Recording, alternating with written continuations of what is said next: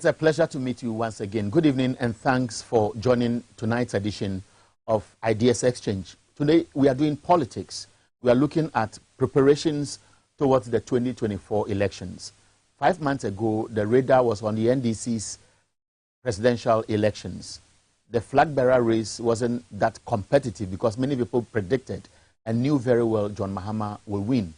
But some days before the election itself, some controversies emerged, and a lot of people were worried whether it was sabotage or deliberate or something the NDC should take serious, even though many believed that John Mahama was going to win hands down.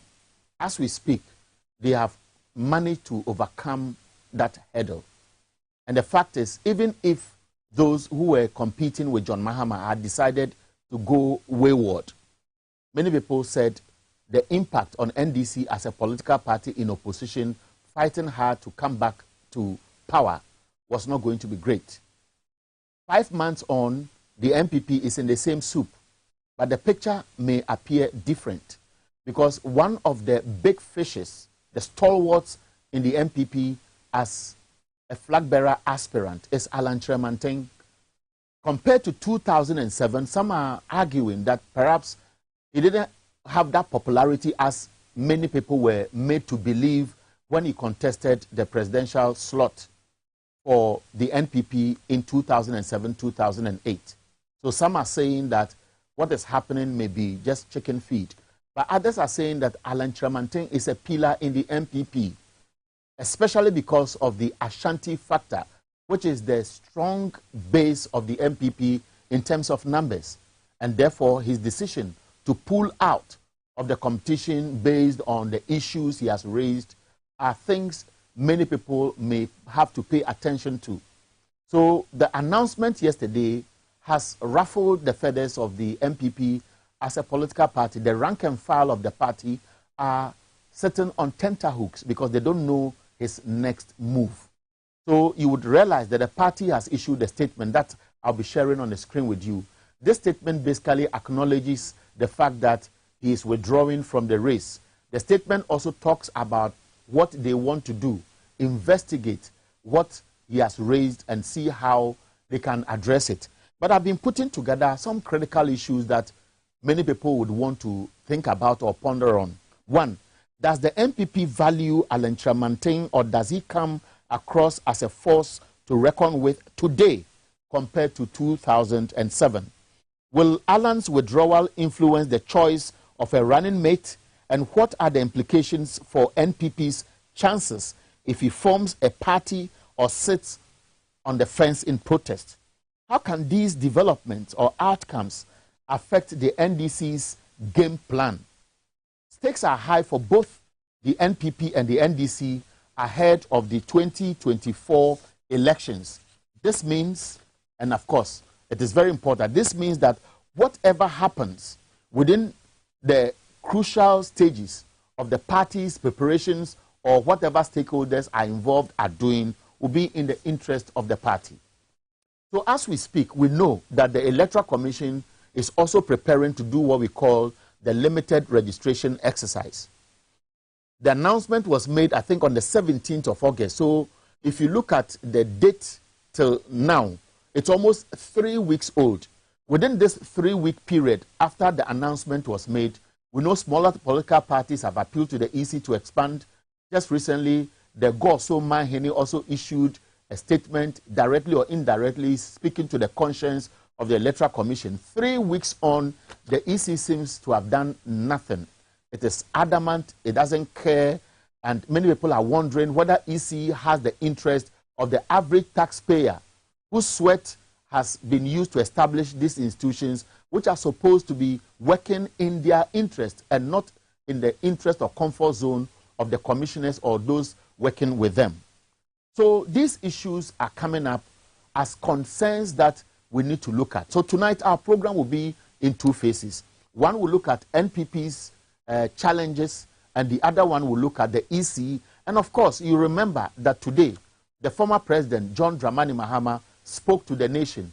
He addressed two issues. Go and register. Take this registration exercise very, very serious, especially if you're a first-time voter. Then in his message, he made some demands. EC must expand the limited registration exercise, and EC must also make provision for some requirements that political parties can verify and use to track the numbers EC will be adding to the voters' register. We'll be playing what he said today in the course of this conversation. But tonight, my guest is a very young, handsome young man. He's a leadership and governance expert and dean of academic section at the dean at the Academic City University College. He's Professor Enoch Opoku Entry. Prof, you are welcome. Thank you very much. Is my description right? Yes, your description so is you are right. very handsome. Well, I don't know about that. You want to run away from it. You want to run away from it. I don't know Normally, about that. when you give somebody such compliments, they don't know whether they have to accept it or take it out. Well, for me, I know who I am, and I'm very comfortable in my skin. So yes, of course. That is okay. If that is what you see, but that's okay. It doesn't do anything to me. It doesn't do anything. I am just an ordinary Joe. It adds so much to your personality. I am just an ordinary Joe. But it adds so much to your personality. But that's just how I want to... that's how I want to welcome you to our conversation tonight. But the first question I have is that when you heard about Alan Kyerematen's exit, the preamble was the announcement, which was well publicized, that he was going to speak to the nation. Did you anticipate it? Did it come to you as a surprise?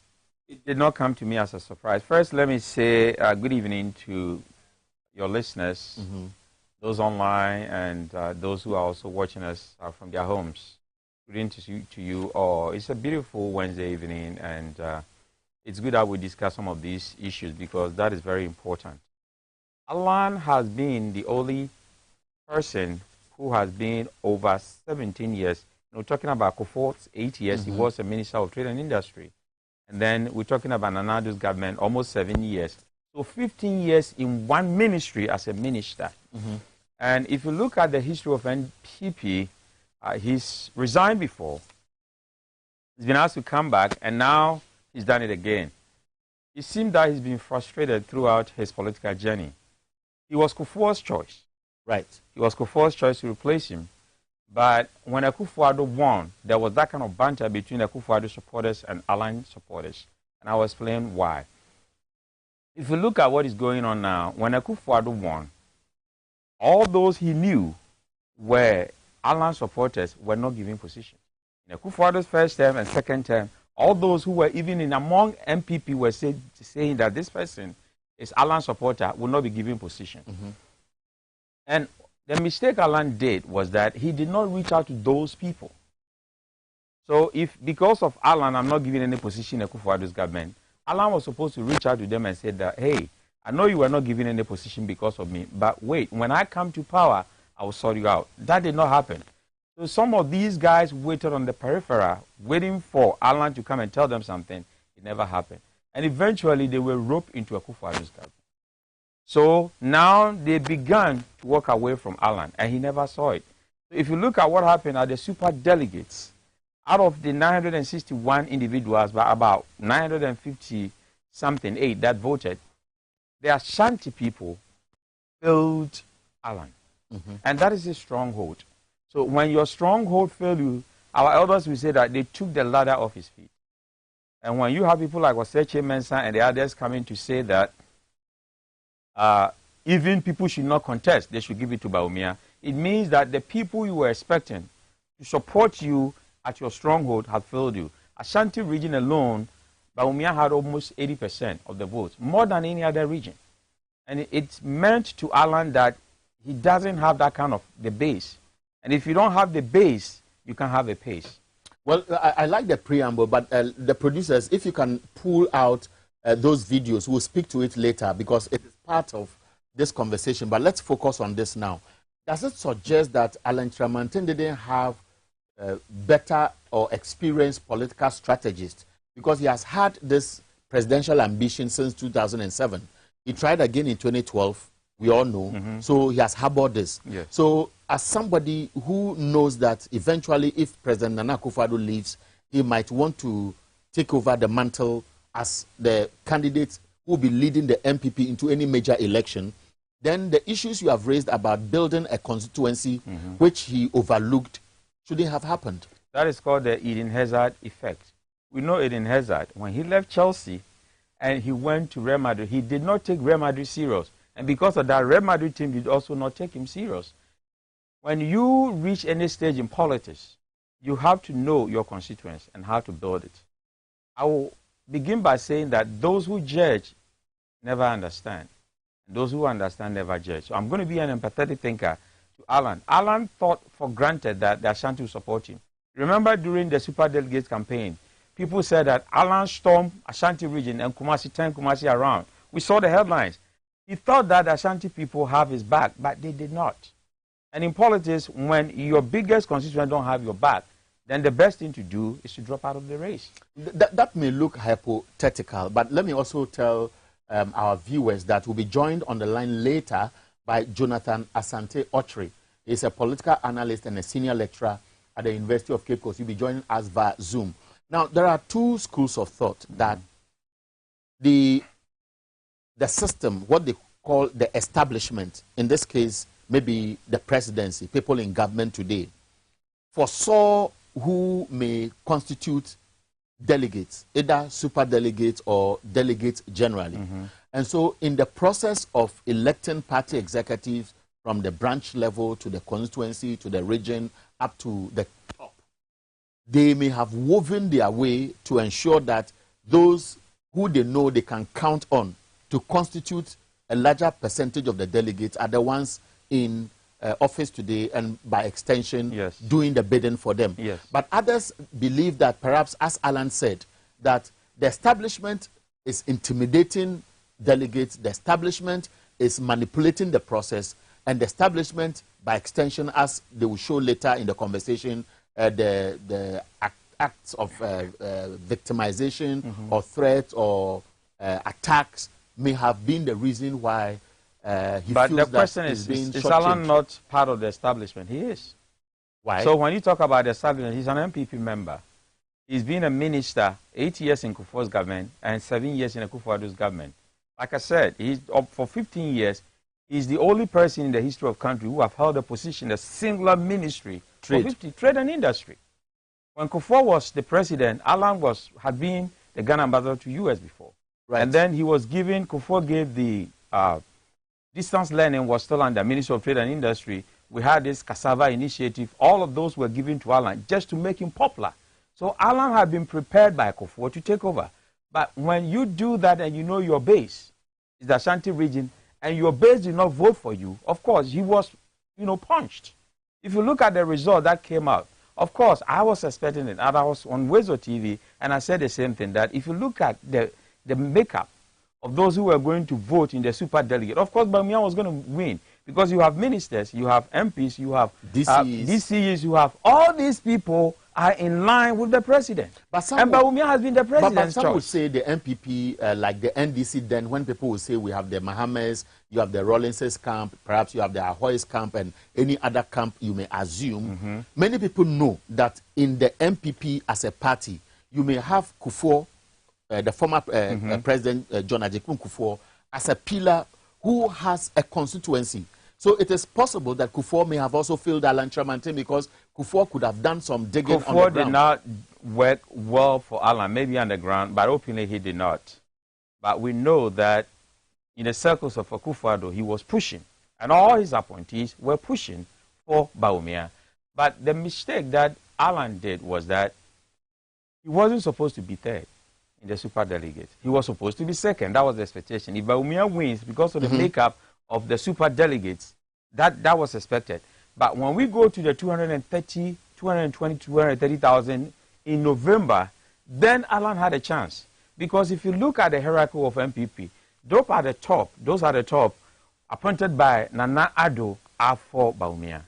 The middle class, which is the MPP people who have not been appointed or given position, who have been sidelined, are for Alan. And then the grassroots is for Kennedy Japan.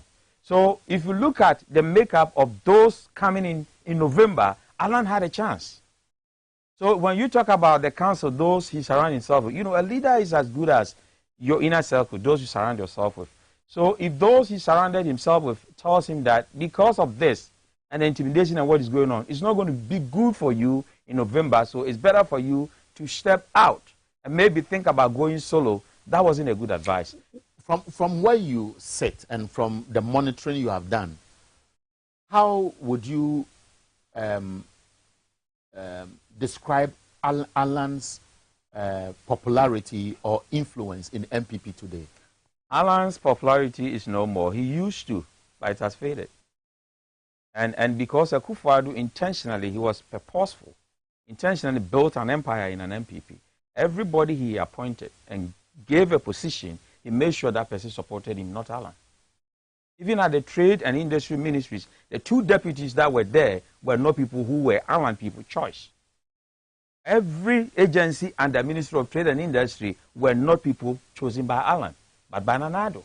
So that was purposeful, that was intentional to weaken him, because he knew this guy, you know, was an opponent.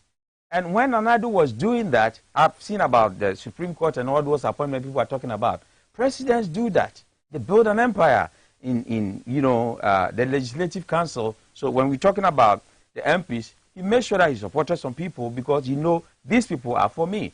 Then in the ministry, those who appointed as ministers, those who supported me. In the Supreme Court, the same thing. He's building an empire for himself. And he builds an empire to get somebody of his choice to do that. Kufuor tried, it didn't work. So Alan was popular during Kufuor time because Kufuor really mentored him. Kufuor wanted that kind of succession plan for Alan to take over, and that didn't work. People didn't know that Kufuor stayed with Alan in UK and others, in Alan's father's house.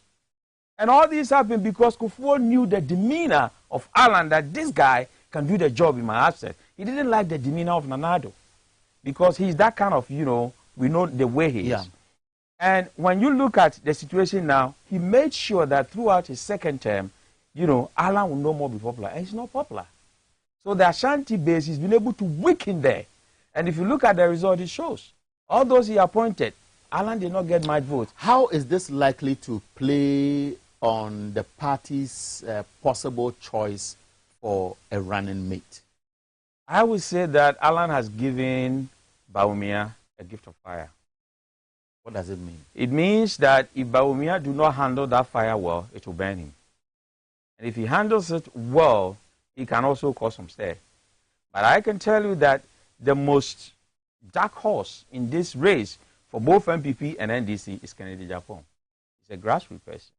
So if the 230 people are tired of the establishment you talked about and are not happy with Nana Addo, they might not go for Bawumia, but they will go for Kennedy Japan. And that is where the conversation becomes interesting. And I'll try to explain myself to help us get some response from you. Kennedy Japan may come with his strengths and weaknesses. Yes. So is Dr. Bawumia with his strengths and weaknesses. Because the carryover of the Akufo-Addo regime and whether he's achieving or losing is the, I'll use it advisedly, the albatross that will hang around whoever leads the MPP. But even before we talk about that, Alan Kyerematen, just like Kennedy Japan, made specific reference to issues of intimidation, attack, harassment, and so on. This cannot be wished or maybe watered down. Yes. And so as we do the conversation, we are trying to play back some of those incidents you see on the screen. Now, if these are real, it would mean that that perception of the Achim Mafia trying to take over an MPP, which is banking its hopes on Ashanti region, which is the basket where they get the number of votes, will be an issue, which MPP cannot just assume that Alan Kyerematen is not popular, and therefore they may want to conclude that a lot of people in the Ashanti are falling off with him. There's the word in the power of if, and the power of persuasion. Right. If Nana Addo has been able to persuade Ashanti to vote for Bawumia, it means he's broken their ranks. That's exactly what he did. And like I said, in politics, if your ranks are broken, then you don't have a leg to stand on to compete. But you see, the challenge now is that politics is a moment. And politics is not like Mebe Mwache. And I've never known when somebody says showdown has become a crime. Showdown is not a crime. So when people talk about Japan temperament and other things, he's fighting the status quo. So if you talk about mafias, there are mafias in politics, of course. But he knows the mafia and he's fighting that. So can't talk more, fought the intimidation tactics, but Alan decided to be quiet. You know, so it's about demeanor. So Ken have seen that, okay, there are mafias in the party. They are intimidating my people. I'll give them showdown. So they saw that. They called him to the party office. Leaving the party office, he was quiet. But he knew what he was going to do. Because the same people are using tactics and politics. It happens. We've all done politics. You know, we know how it works. People have their camps. The danger that will come to Alan time is that when you drop out of a race like this, those who publicly followed you, your core supporters, their fire would dim in the party because they cannot contest anymore for any position and win. And that is the danger of it. So before you make such a huge announcement, consult your huge supporters. People openly insulted others, they intimidated others back just to support Alan. Now that you've dropped out, they are no more, or they might no more be relevant in the MPP because their pillar is gone. Now other people will be looking for. Now look at Bawumia supporters, those who were hardcore Bawumia supporters. Would they accept Alan supporters? It might not happen. And if Bawumia wins, those who followed Alan might not also get positions. So that is a dangerous decision to make. But I am sure that he made a lot of consultations. That is why I began by saying that those who judge never understand, and those who understand never judge. I'm not judging the decision he made, but he could have consulted a lot to do that. If he comes as an independent candidate, he's not going to go anywhere. He cannot win any vote because he cannot beat Mahama. He cannot beat whoever the party will select for MPP. MPP as a party, when they choose somebody and you drop, it's like even NDC. When you drop out of the party and you go as an independent, you are no more technically a member of that political party. And you dare not do that. So if Alan wants to go solo, unless he's exceptionally popular. But if you look at the super delegates result, he wasn't exceptionally popular. He was third.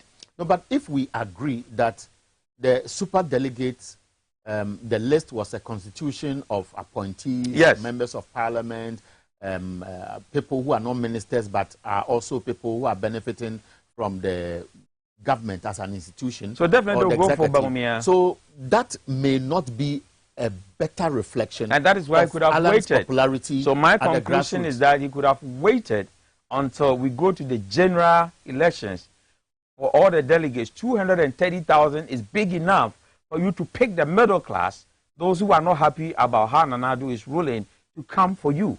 Did Alan come across as a bad loser or somebody who is not experienced? I think those close to him who were cut for the job. Those who were close to him advised him wrongly. Because when Canada Japan beat him, the idea is that then you are no more relevant into politics. But that might not be the case, because if you look at the caliber of people who voted, of course, that should be expected. I don't know why his supporters were thinking that he was going to win this, because that wasn't going to happen. Looking at the caliber of people who were voting. But now that we are going to 230,000, of course, he has a chance. So you roll the dice. But why he decided to drop out based on, because the intimidation is not going to stop. Either it is Bawumia and Ken, it's still going to happen.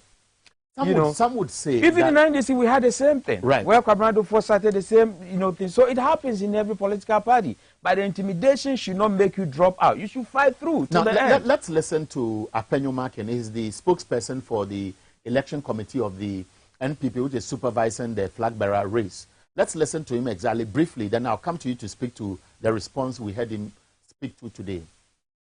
The will issue its full report, and on this make the report known to the public after due consultation with stakeholders in the party. We have also received the withdrawal letter officially by Honorable Kyerematen, and the party has accepted the withdrawal without prejudice. At this point, we as a committee would like to again remind all party members that this is an internal contest. There is no loser, there is no winner. We need to put our house in order to face the NDC come 2024. So we would urge party members to help their own party by way of their conduct. There is no need in using social media platforms to cast aspersions, insinuate, attack personalities.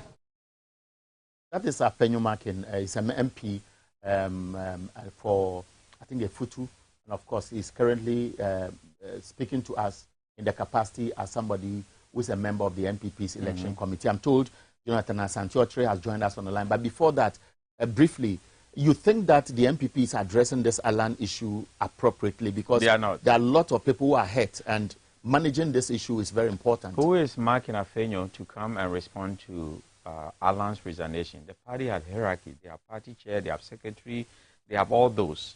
They have council of elders and all that. Why would Ahianyo Martin do that?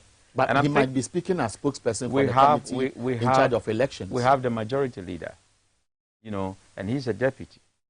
So why is the majority leader not talking? Maybe because a few days ago he said that all of the others should drop from the race and give it to Bawumia, and because of that he felt that his position has been compromised. That is why they asked Ahianyo Martin to do that. If you say that you've accepted somebody's resignation without prejudice, it means that you don't care. You don't care. And to go ahead and say that this is an internal matter, nobody lost, nobody gained. Of course, somebody lost. Okay, let's say the fact. Somebody lost. I'll come to you to speak to it, but my guest in the studio, of course, his name was on the screen. He's Professor Enoch Opoku Entry, leadership and governance expert, Dean, Academic City University College. I have Jonathan Asante-Okyere, political analyst, senior lecturer at the University of Cape Coast, joining us via Zoom. Good evening, sir, and I'm privileged to have you join this program.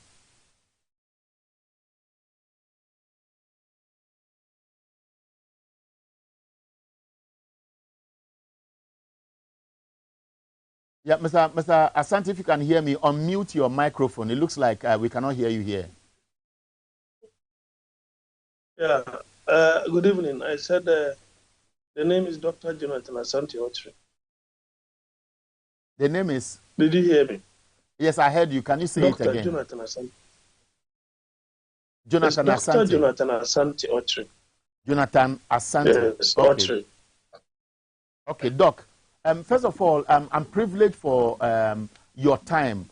We've been speaking about Alan Kyerematen's decision to withdraw and how the party has handled it. What are your initial comments?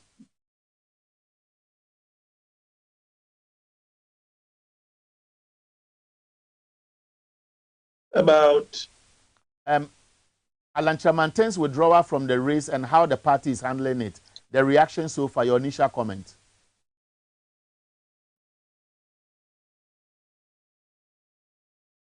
Yeah. I think your line has been breaking rightly. Let me say good evening to your viewers. The resignation, I said on the 26th of August on Adum TV, during the political analysis, I was in their studio, and I looked at the numbers that came out from the Ashanti region, and I said that, look, if I were Mr. Alan Kyerematen, I will resign. I will never contest in the 4th November elections. And so I'm not surprised that he's opted out of the elections. So what are the implications of his exit and to a larger extent NPP as a party which wants to break the 8 in a difficult situation as they find themselves today? Yeah. So I've heard people, some NPP colleagues say that, well, Alan's fortunes have been dwindling and that is not that really relevant within the party. And I think that that is a very dangerous disposition for them to take. If I were them, I would be very much careful and very calculative to wait and see what will be the next action of Mr. Alan. That is what people should be worried about. That is the real implication. That is the real beginning of the implication of his resignation. For now, we are all going to engage in some kind of speculation. And anyone who sits somewhere and undermines the relevance of Alan within the third force space of the two parties, I think that will be a shot in the foot. A shot in the foot. The point to it is that he has not come out to say anything. So most of the things that we are going to do will be guessworking. And we have three speculations. One is either withdrawing so that he will be the vice presidential candidate of Dr. Bawumia, which I doubt anyway, because of the tone of the letter. Two, others are thinking that we have to take up that independent mantle and wear it and see how best that will serve him in his political career. And then thirdly, which probably may appeal to me to be some kind of a submarine tactics. You stay back, don't say anything, don't do anything. In any case, the surveys that have come out within the public domain from CDD, from the likes of Fafo Barometer, Global Info Analytics, Fate Solutions, Economic Intelligence Unit, all point to the fact that the MPP as a corporate entity is likely to lose the 2024 elections, and that the NDC is likely to win the 2024 elections, both parliamentary and presidential. Now, if that is the case, then the grassroots, because I heard you, I listened to you carefully when you're talking about Achim and Ashanti thing, which is real. You just cannot close your eyes over that. You see, when President Kufuor was leaving, he was bringing another Ashanti to take over. That's why he supported Alan. But of course, the real factions within the party today is not the Dombo Danko Buzia tradition.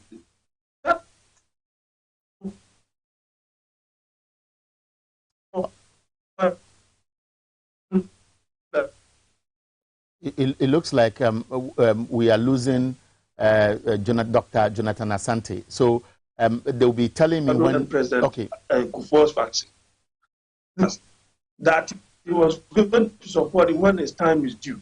He can never do that. Oh my goodness! Can you hear me, Mr. Ahianyo? Yes, I can hear you. So manage it. You were clear. You broke off briefly, but we can hear you. Okay. So the point is that Mr. Akufo-Addo, His Excellency, can never support Alan, because that will mean that the soul of the party is going back to the Ashanti fraternity. And therefore, he is supposed to support Dr. Bawumia, so that Dr. Bawumia is merely a pawn in the whole equation. And so it will still be the Achim fraternity controlling the soul of the party, under the corporate leadership of President Akufo-Addo, who will then be ex-president. So the whole struggle is about the soul of the party. The Akufo-Addo faction, they don't have the numbers, but they have the resources. And it's very easy to use the resources to procure the numbers as far as delegate system is concerned, and that is intra-party competition. The Alan camp, which is President Kufuor's camp, they have the numbers, they don't have the resources. That is why they have lost all these numbers in terms of the special delegate. But the dynamics for the over 200,000 would have been a little different, but not significantly different. I don't see how they would have overturned that. So if you look at the processes leading to the special delegate conference and its election, how does it happen that out of 10 individuals contesting, 9 say that let us centralize? If we are dealing with democracy, and democracy is a majority rule, then how does it happen that the FEC or the NEC say that we are going to decentralize, when in actual fact, one individual who did not even prefer a comment, he did not say anything, and yet they did not go according to the 9. Now the 9, and most of them suggested that, look, if you decentralize, 1, of course, it will come at a cost to them. And 2, it is very easy for the establishment to know who is voting for and who is voting against. But if you centralize 960-something in number, it would have been difficult. And because why will someone vote and show the ballot? It is because that person is the one that is being doubted, that is not going to vote for the establishment candidate. So he will have to prove himself. For the money that he's collected, he will have to prove himself so that it becomes relevant within that particular country. Okay, Mr. Asante, Doc, I'll come to you briefly because in the studio with me is Professor Enoch Opoku Entry. Let me take a brief comment from him on some of the points you have raised, and then I'll come back to you. Now, he's made some interesting submissions. What's your take on some of the things he has raised? So the insider information is that Bawumia has not been the vice president he wanted to be. The de facto vice president of this country is the finance minister, Kufuriata. And if you look at the frustration of Bawumia, he's not been allowed to perform. I have done this before. When I was on radio, I interviewed Professor Tamils. And at that time, Kwesi Boche wanted to be the vice president. So he went throughout the country, press forays, trying to get, people to support him. And I remember when I interviewed Professor Mills, he said that I'm going to be my own man. And that kind of thing is tricky. If people think that Bawumia is not going to be his own man and that Akufo-Addo is going to remote control him, that's not going to happen. When people are vice, and because of the way our constitution is structured, the vice is given any role, delegatory role. So if the president asks you to do something and you do it, I think that Akufo-Addo would have delegated more functions for Bawumia so that Bawumia would be popular and things would have been easy for him. But that did not happen. And there were a lot of things that Bawumia said, and now he cannot talk about them anymore because when you go to the cabinet and everything, it seems that whatever he said, he had to take a step back because that was not taken at the cabinet. So we should be careful about that. When he gets the nod, he will be a different kind of Bawumia than the one that Ghanaians we are knowing. Have listened to Dr. Bawumia severally. Even before he becomes the candidate of the MPP, if he wins the flag bearer race eventually, many people are going to use his own words against him. So at this stage, you would want to look at an NDC which is already strategizing, looking at the scenarios should Bawumia become the candidate and wherever the vice presidential candidate will come from. Again, they will also be looking at issues. So the issues that will be raised will be the things they'll be talking about. Now, should Kennedy Japan win, it will be the same thing. So the challenges President Akufo-Addo's government is facing today, obviously, will be the load he will carry across. It will be difficult for him to separate himself as an individual from a government he has worked with over the years. Definitely. It happened to Atamils, it happened to John Mahama. Definitely, it's going to be difficult, but if Bawumia had gone for the establishment and said that, okay, because Alan was second during the Akufo-Addo time and there's going to be sympathy votes and everything, and they did not bulldoze themselves through, he could have given it to Alan that it's your turn now, go. And Joe Biden did the same thing in the U.S. He was vice president 8 years with Obama. When it was his turn to go, he said, no, Hillary Clinton, rather, should go. And when Hillary lost to Donald Trump, the party went for Joe Biden, and now he's the president. And Bawumia could have gone that route. But those around him said that, no, this is your opportunity, grab it. And then he took advantage of that. I think that the bottom line is that the results has really shaken Alan. And he felt that he don't have a chance. Again, bad counseling could have resulted into this. But if we gross that over, thinking that Alan is no more relevant in MPP, he could hurt the party. That's a strong point. Now, Doc, let me take this brief comment before we take a break. Now, let me ask you this. In 2007, 2008, would you say that Alan's exit, obviously resigned virtually from the party before he was asked to come back, would you say it affected Nana Akufo-Addo's chances in 2008, just as the scenarios are playing today? Well, certainly, it portended a division, a kind of division within the party. And you see, the same way that if the Allen fraternity decides to sit on the fence, they're not going to do anything. They're not going to come within your space. So all what they will have to do is to wait for the party to come into opposition. And once the party loses and they come into opposition, they will now become more relevant than those who were leading. Because the grassroots will say that you guys did not listen to wise counsel, and now we are in opposition, and we are going to do a rebuilding. And you see, there is another point I needed to make. the difference between Dr. Bawumia and President Mills as vice, and you see, ask yourself, if President Kufuor had supported Aliyu, would Aliyu have placed head? I don't think so. I don't think so. Now, you see that the party itself, as I told you, the Dombo Danko Buzia thing does not exist. The government, the stranglehold, the center, the hub of the party is the Ashanti Achimtin. So anybody else within that fraternity is like a tenant, so to speak. And that the stranglehold that Dr. Bawumia will have can never be the same like if the power is given to Kennedy Japan or if the leadership is given to Alan. It can never be the same. Every now and then, Dr. Bawumia will have to be looking behind, because if he does not have the support, the tacit support of the Achim fraternity led by the president, then you will see that he will be the leader, but he will just be a tenant leader. Interesting. So the question that you asked, it only portended that there was division, and it tells you that there is division now.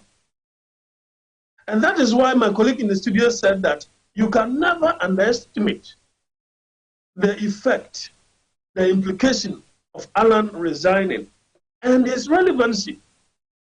If you downplay that, then it means that you are not politically calculative. Now, this is a very... And that in itself will come to harm you. Now, there's a very tight rope that I see for the MPP as a party. And this question will go to both of you before we take the quick break. Now, we have other people who may also be bitter individuals who are also in the race. Some may have been taken out because of the superdelegates thing. So you have the Kobine Japons, the Adainimos, you have Kobine Jakons, and so on. And then you also have those who may still be in the race. For example, the majority leader is suggesting must come out. Now, if all these people harbor the same sentiments that Alan may have now, but for strategic reasons may still want to be in the race, how could this affect NPP's wish to break the 8? Let me start with you, Prof. Breaking the 8 is going to be the most difficult thing, just like the horsey passing through the hole of a needle. Because political parties are two sides of persuasion. Sometimes, if you belong to the other political parties, you don't have to do anything. When people are tired of this, they look up to you. So all that President Mahama have to do is to just be resolute and give his words one at a time. He doesn't have to do much, because when people are tired of one side of persuasion, that's how politics works. They look at the other side. I've always listened to this about Ashanti, Achim Mafia, and you see, this I don't understand. The strength of the Ashanti is what is holding MPP, not the strength of the Achim. So when we talk about strength, even the whole of Eastern region, I come from Kufuor, the whole of Eastern region is 33 seats. But if you look at the Krobo land, if you look at many areas, NDC have won seats. But if you look at Ashanti region, it is 47 seats. And almost all... And out of the 47 seats, NDC have got only 1 or 2, 3. But the rest go. That is why always we have majority leader in MPP coming from the Ashanti region, because they bring the highest numbers to parliament. So when we talk about Achim and then the Ashantis, it's not about equal strength. But I believe that there are a lot of these Ashanti people who are also eyeing the vice presidential slot. So they think that if President, Bawumia wins, then he will pick them as presidential, vice presidential candidates to balance the equation. And that is why he has been able to sway them to support him. So Bawumia has been very tactical. He went to Asantehene and said, bless me, So he knows how to play this game. And that is what intellect is about.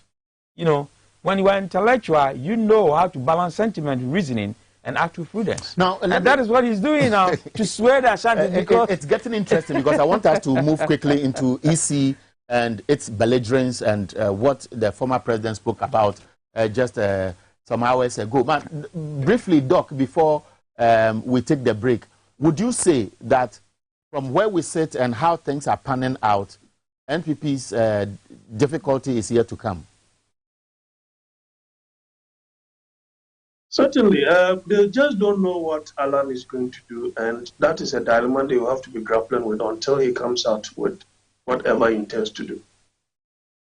Okay, so and I think the dark horse in the person of Kennedy Japan too is another thing that obviously with time, if they're not able to handle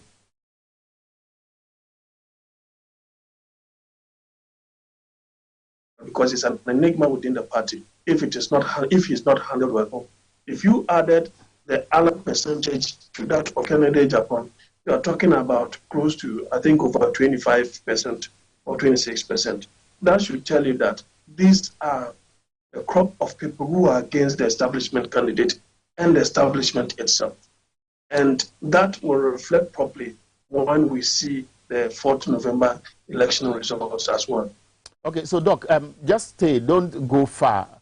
Continue monitoring our short break on your TV screen. When we come back, we'll look at EC, what the former president has said, and the issue about limited registration. So stay with us.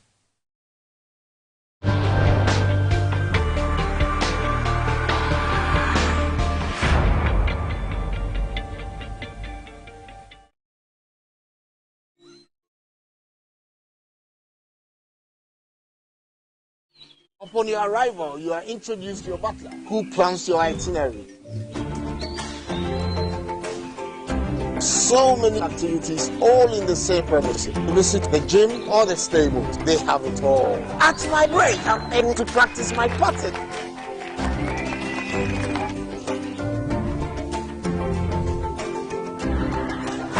They used only electric vehicles here. This creates a serene environment. I'm told it's over 1,000 acres. My cabin here sits on 2 acres with a large terrace space overlooking my private swimming pool. Now this is royalty. They have their own farms, thousands of fruit trees. I can also have my lunch here at the waterfall. Quite a beautiful place you have yourself.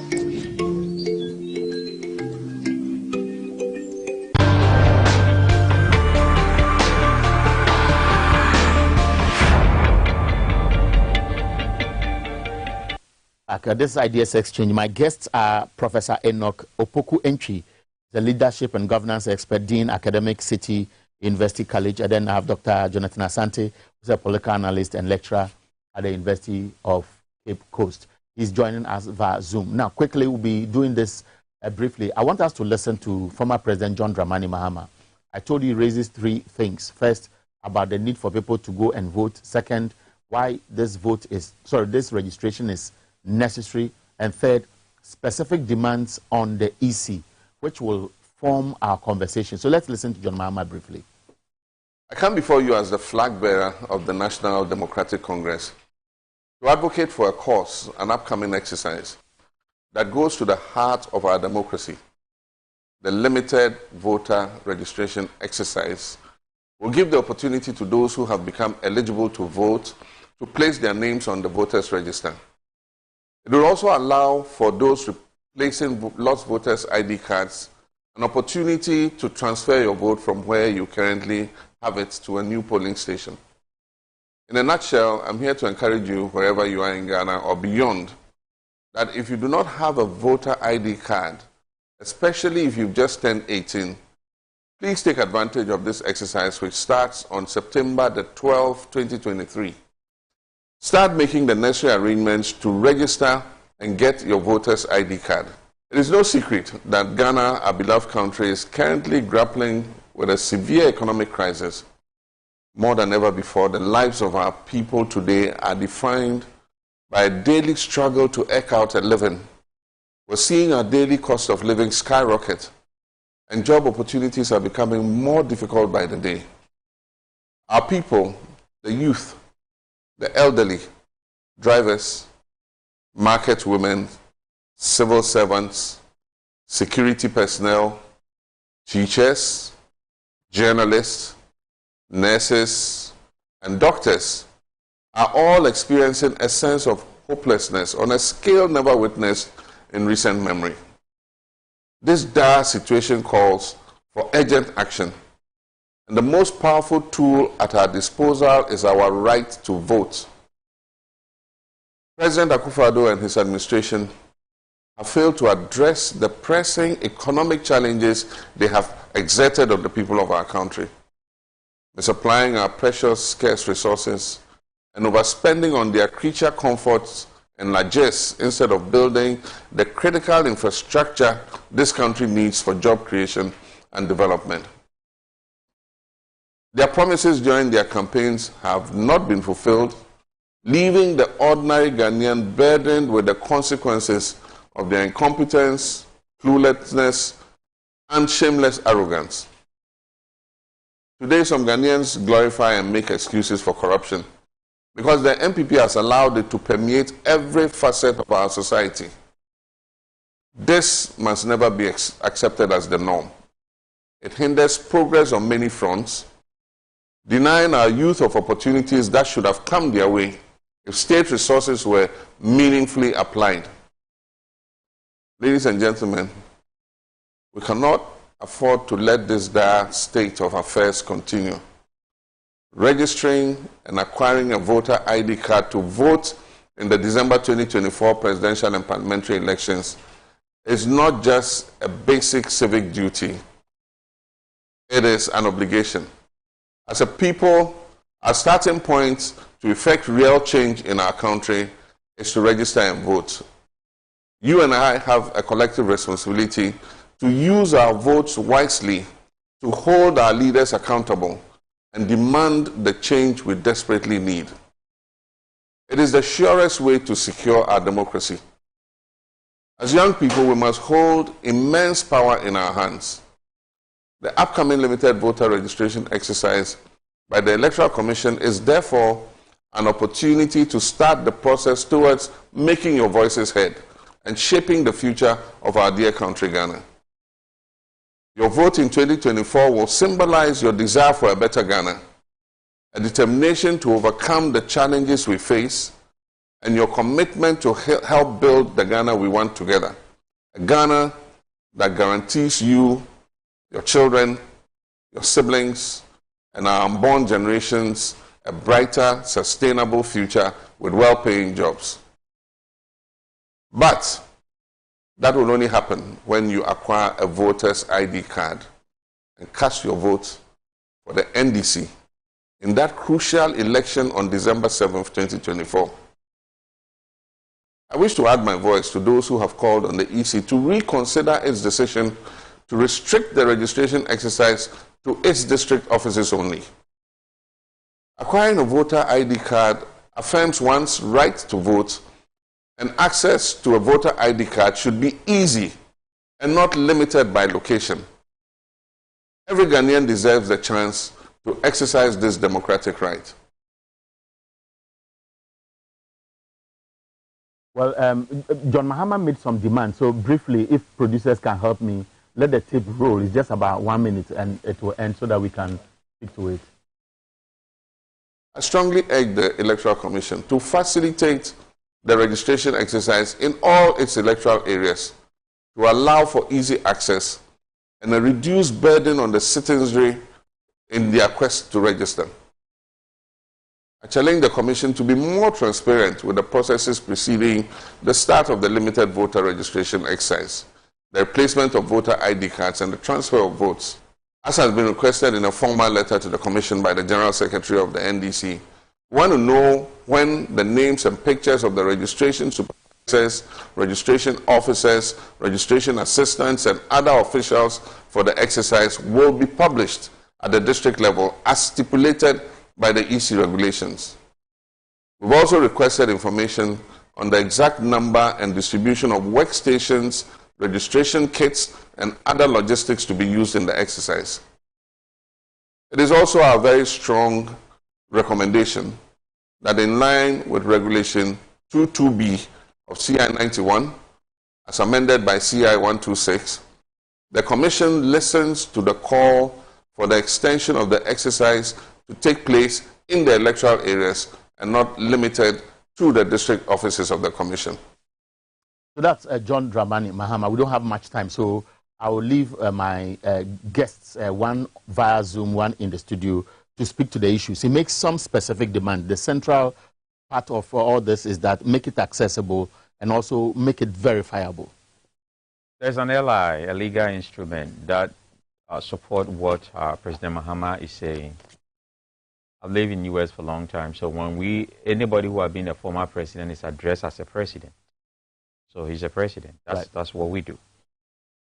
If you look at what he's saying, it makes sense. NDC is a big stakeholder in the electoral process. And if they have concerns, then the EC should address those concerns so that transparency will prevail in what you're looking for. They have 268 districts. And some of these district capitals where they have offices. In fact, I have a lot of issues with the EC. Until elections are coming, you go to the office and there's nobody there. But those people are being paid. Right. And I don't know why we are, underutilizing their human resource like that. They should be working. So throughout the whole year, people should have been able to go to their office. To continuous yes, people should have been able to go to the EC's office anytime and then register. You don't wait for limited registration and give some 2 weeks, 3 weeks time period for people to go and register. So if somebody is sick, if people cannot, some people are bereaved and that time they cannot do a lot of things. If you do that, you are limiting the number of people you want to go and register. Now look at our villages and the poor roads that we have. I remember when Baumia was, Nanado was coming, nurses suffering, teachers suffering, market women suffering. That was a slogan. Drivers are suffering. Now drivers are suffering. Now the same thing is also there, and you hear that they are suffering more. So the way these things are going, I think that the president, former president, have made some viable comments and observations. When you talk about the transparency, we all need transparency. Because if we register, and I feel that my supporters who turned 18 were not able to get the chance to register, it means I'm being short-exchanged. And it's not going to help my political party because politics and voting is about numbers. So that concern should be addressed by the EC. And I wish the Electoral Commissioner, Kyerematen, will come and say that, okay, all that the other political parties have said, we are going to address them, making sure that we have transparency and everything. Make your concluding remarks because we have barely 5 minutes to go. Now, Doc Asante, briefly, what do you think is the cause of EC's belligerence? Are you anticipating that in the last minute, somebody may go to court to test the law? And would you be surprised if the Supreme Court considers technicalities rather than the rights of people to vote and by extension to get the license to vote? I'm told it's not online, so you can answer this question. You see, when you talk about the Supreme Court and that, sometimes people outside look at the way we interpret our laws, they shake their head and laugh. We are saying that, we as a country are saying that you need your passport and Ghana card to go and then register. But then birth certificate is not credible. But the birth certificate is the primary document that you use to make your passport and your Ghana card. How does that make sense? How does that make sense? And we are telling the whole world that our birth certificates are not credible. And if that is not credible, then it means that our passports are also not credible. You can't cite somebody, I write a research, a peer-reviewed article, and somebody cites me as a secondary source, and you are referring to the secondary source as credible, and then the primary source as not credible. Is that how law works? So sometimes some of these decisions, people go to court, and then we have the Supreme Court coming to make a decision that unanimously they are going for this. And I think it has not helped a lot in terms of credibility. When the founders of democracy in America thought about the 3 arms of government, they thought at that time in America that the weakest would be the judiciary. And truly it has proven to be like that. So we should be watching for that, because when justice has a problem, then the whole country will be in a race. Now, but let me also take advantage of this. That shouldn't be the case. This last comment to now ask my last question, because Jonathan Asante is, we've lost him on the line when we went for the break. Now, if you look at what happened in Gabon, a president who wanted to steal the election gave room for coup mongers to take over, and he was heard asking for people to make noise. The EC today, according to what I hear or understand national security reports are saying, is becoming a conduit for a possible chaos in future. Must the EC be pulling its brakes, or maybe it is aware of what will give it that backing? That is why it is becoming stubborn. I think that Afarijan was successful because he was touted to be transparent in whatever he did. That is the job of the EC. EC is not supposed to be partial in anything. Because of time, let me speak to Jonathan briefly. Okay. Oh, I'm told he's not on the line, so that's all for you. EC is not supposed to be partial in anything. I think that when people see a fair system, then even if you lose, you're not going to be, talk about the issue. The same happened to Alan. He lost, but he realized that there were intimidation, his people were beaten and all that, and that shouldn't happen in his own political party. That is why he dropped out of the race. If you look at what is going on in Africa, West Africa alone, we have about 100 million individuals who are ruled now by military people. And I believe that the place of the military is the barracks. They are not supposed to be leading. But if you look at the injustice going on, and the lack of transparency that is going on, that is causing all these things. I believe that if the people will vote for you, they will vote for you. EC should be having a listening ear to all political parties. Their concerns should be addressed. And that helps for a very smooth limited registration. Okay, so at this stage, that's what I want to say is the end of our conversation. Very insightful, lots of angles that I believe if you're a news writer, you'll be looking for in terms of your reportage. Professor Enoch Opokwentwi, Leadership and Governance Expert, Dean, Academic City University College, has been my guest in the studio. Jonathan Asante Doc is a lecturer at the University of Cape Coast and a political analyst. He also brought other interesting angles. Unfortunately, we couldn't link up with him after the break. That's how we draw the curtain for today's program. Don't forget that this program will be repeated tomorrow between 1 and 2 p.m. Next week, we'll come again and we'll talk about something exciting. My name is Ahianyo. Good night.